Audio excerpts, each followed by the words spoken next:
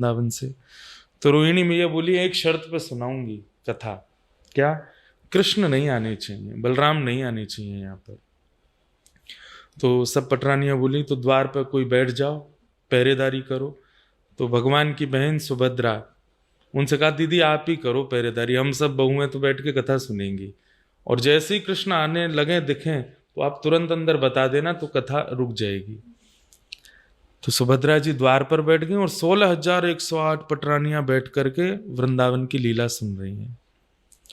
सुनते सुनते जब भगवान का मथुरा गमन प्रसंग आया, जब ठाकुर जी व्रत छोड़ के जाते हैं, तो वो प्रसंग आते ही रोहिणी मैया के नेत्र बंद हो गए, सारी पटरानियों के नेत्र बंद हो गए और सबके नेत्रों से अश्रु।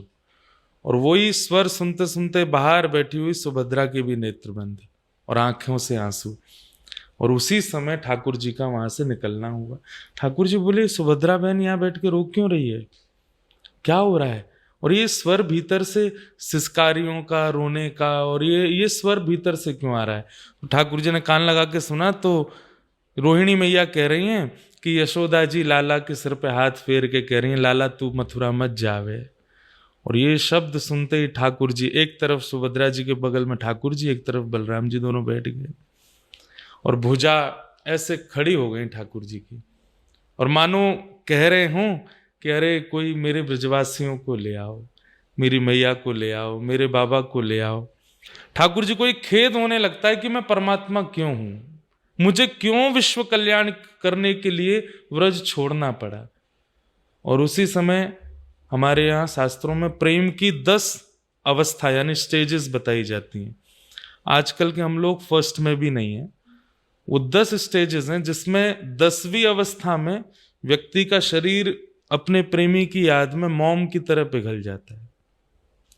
तो जब ठाकुर जी ब्रजवासियों की याद करके ऐसे बैठे थे तो उसी समय ये हाथ पिघल गए, पैर पिघल गए, आंखें पिघल गईं, जो ठाकुर जी के कमल नेत्र थे वो गोल हो गए, मुख पिघल गया, सर्वांगण अंग पिघलने लगा।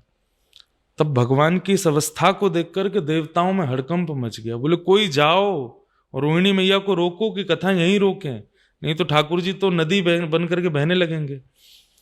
तब श्री नारद जी महाराज आए, आकर के अंदर वहां सब बैठ के कथा सुन रहे थे और आंखों से आंसू बह रहे। तब उन्होंने आकर रोहिणी मैया से कहा, बोले अगर आपने और कथा कही तो ठाकुर जी नदी बन जाएंगे। बाहर आकर के देखा तो ठाकुर जी पिघले हुए थे।